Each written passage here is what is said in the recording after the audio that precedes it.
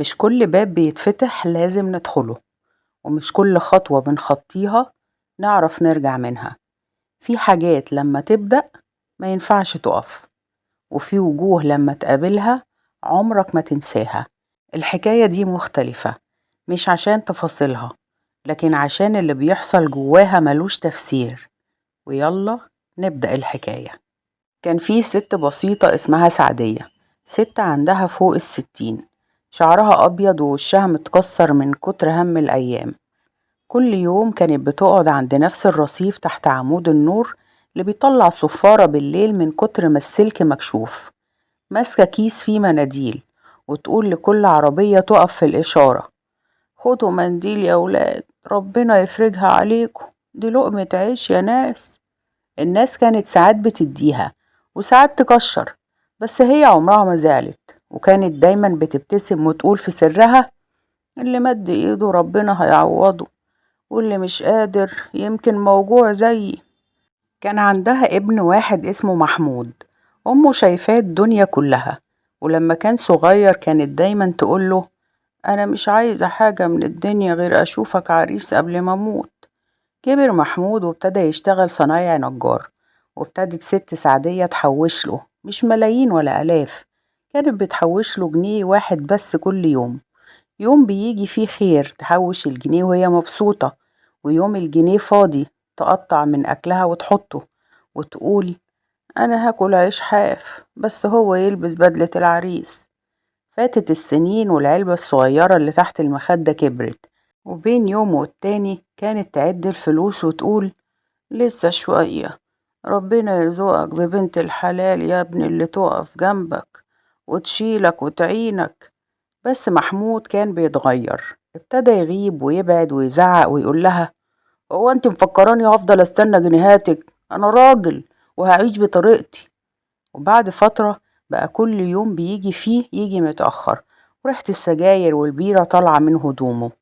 وفي يوم دخل عليها وقال لها: انا اتجوزت ياما، واحدة مرتاحة ماديا وعندها عربية وشغلانة محترمة، انا خلاص مش عايز الفلوس دي، شيليهم لنفسك. الست سعدية ساعتها قلبها انفطر، مش عشان اتجوز، لا، ده ابنها واكيد امه هتفرح له، بس اتجوز من وراها وضرب بحلمها عرض الحائط، وكأن كل جنيه كانت بتحوشه ملوش اي لازمة. فضلت قاعدة على نفس الرصيف، بس بدل ما تبيع المناديل عشان تجوز ابنها بقت بتبيعهم علشان تشتري دواء للمعدة والضغط والمفاصل. وفي يوم وهي قاعدة جالها وجع شديد جدا في صدرها، وقبل ما الإسعاف توصل وقع على الأرض كيس الجنيهات اللي كان معاها قبل ما هي تقع، والجنيهات انتشرت حواليها وكأنهم بيبكوا عليها. الناس فضلت تقول: يا حرام، الست الطيبة دي كانت دايما مبتسمة وعمرها ما اشتكت، ايه اللي حصل؟ لكن محدش يعرف حكاية الجنيه، ولا عرف ان الست كانت بتحوش الحلم جنيه بجنيه، بس الحلم وقع قبل ما يوصل. القسط عادل سواق ميكروباص شغال من الساعة 7 الصبح لحد 12 بالليل. كل الناس اللي تعرفه بيقولوا عليه وش الخير، بس محدش عارف إنه نايم على جمر، سايب مراته وعياله وسايب حياته كلها عشان يقدر يصرف على أمه اللي نايمة على سرير المرض، ست مقطوعة من شجرة. كل شهر يدخل المستشفى علاج وتحاليل وإشاعات، وهو ساكت وبيصرف من قلبه، وهو مش بيشتكي، بس كل ليلة قبل ما ينام يبص للسقف ويسأل: هو أبويا فين؟ ليه مش معايا؟ هو شايفني وأنا شايل الدنيا كده لوحدي؟ الأب سابه من 20 سنة واختفى كأنه اتبخر.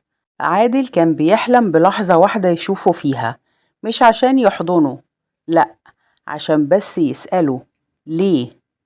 وفي يوم خميس كانت الشمس نازلة نار، عادل سايق ومخنوق والمكيف بايظ والركاب زحمة جدا والميكروباص بيصرخ.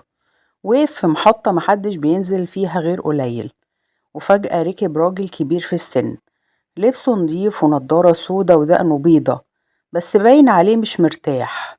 قعد في الكرسي اللي وراه وساب جنبه شنطة سودا. عادل حس بحاجة غريبة، ريحة الراجل، صوته، طريقته وهو بيعد الفلوس، في حاجة مش مريحة. بص عليه في المراية وقلبه وقع. ده هو. وشه ما اتغيرش كتير، بس كان هو أبوه. الدم سخن في جسمه وإيده كانت بتترعش على الدركسيون. كل لحظة يفكر يوقف الميكروباص وينزل ويصرخ فيه: فينك بقالك 20 سنة؟ بس كتم جوه نفسه وعدى الموقف. وبعد شوية الراجل مد راسه وسأله بصوت ناعم: عندك ولاعة يا ابني؟ هنا عادل قال له: عند أمي. جرب تسألها، ولا نسيت شكلها؟ الراجل اتجمد وعينه وسعت وصوته اختفى. بصله وقال له: عادل؟ ايوه يا حاج، انا عادل ابنك اللي كنت بتعدي عليه وهو نايم في الارض، وانت سايبنا جعانين ورايح تعيش مع مراتك الجديدة وتنسى اللي خلفتهم. الميكروباص وقف بالعافية والركاب اتخضوا، بس عادل مهتمش. الراجل حاول يتكلم، لكن عادل ما ادالوش فرصة ان هو يتكلم. الراجل فتح الميكروباص ونزل، وأول ما نزل مسك قلبه ووقع على الأرض. عادل نزل من الميكروباص ووقف فوقيه وبصله من غير أي اندهاش وقال له: يا ريتك ما رجعت. الركاب نزلوا والأسعاف جت، بس الراجل كان مات، ومات معاه سؤال كان عايش جواه بقاله 20 سنة، وماتت المواجهة الوحيدة اللي كان بيستناها طول عمره. الولد ده اسمه رامي، عنده 13 سنة، عايش في الشارع، نايم على كرتونة جنب محل مقفول. كل يوم بيصحى قبل الشمس يدور على لقمة أو شوية ترمس يبيعهم. كل الناس بتطرده، محدش بيديله وش، والأطفال كمان بيعايروه. بس رامي ما كانش لوحده، معاه كلب صغير دايما حضنه بالليل، مسميه زيكا. وكان بيقول: ده مش كلب، ده أخويا اللي اتولد بعدي على طول. الكلب ده كان بيحرسه، بيلحس وشه لما يصحى مفزوع، وكان أول مرة يحس إن في كائن بيحبه من غير شروط. في يوم وهو بيعدي من منطقة عشوائية، رامي لمح 2 بلطجية بيخطفوا بنت صغيرة. صرخ فيهم وقال لهم: حرام عليكم، سيبوها. واحد منهم مسكه وقال له: ملك يا شوات وساخة، هات تليفونك يا. الولد رد عليه بكل طبيعية وقال له: ما عنديش غير الكلب ده. ضحك البلطجي وقال له: يبقى نخلص عليك انت وهو. وفجأة الكلب زيكا اتجنن، جري ناحية الراجل وعضه في دراعه بشراسة. البلطجي وقع والبنت جريت، لكن الراجل التاني كان شايل سكينة، راح ضاربها في قلب الكلب. الولد صرخ: زيكا! الدم كان سايح، والكلب بيبصله ولسانه طالع، زي ما يكون بيقوله: أنا عملت اللي عليا. الناس بدأت تتلم والبلطجية هربوا، ورامي شال الكلب بإيده وجري بيه شارع ورا شارع، ووشه كله دموع. متموتش يا زيكا، ما تسيبنيش، انت الوحيد اللي ليا. لكن زيكا مات. الشرطة جت والناس حكت اللي شافته، واتمسك واحد من البلطجية، والبنت رجعت لأهلها. أما رامي فضل قاعد في نفس المكان اللي مات فيه زيكا، عامله شاهد صغير من حجر، وكتب عليه: هنا نام الكلب اللي مات راجل. في حي من أحياء القاهرة كان في شاب اسمه سامي، صحفي طموح. في نفس الحي ده الناس كانوا بيحكوا عن بيت مهجور في آخر الشارع، بيت كل اللي قرب منه اختفى أو حصلت له حاجة غريبة. سامي قرر يحقق في القصة دي بنفسه. دخل البيت المهجور والجو كان مليان سكون وغموض. لقى على الأرض ورقة مكتوب عليها: لو عايز تعرف الحقيقة تابع الظلال. ابتدى سامي يمشي ورا الظلال اللي كانت بتتحرك في أركان البيت، وكل خطوة كانت بتكشف ليه حاجة جديدة: صور ناس اختفوا، أصوات وهمسات، وأبواب بتفتح وتقفل لوحدها. وفجأة سمع صوت خطوات وراه، التفت وشاف شخص غامض لابس اسود ووشه مخفي. الشخص قاله: ليه جيت هنا؟ الحقيقة مش لأي حد. سامي رد عليه: أنا عايز أعرف الحقيقة. الشخص قاله: كل خطوة بتاخدها بتقربك من خطر كبير، أنت مستعد لده؟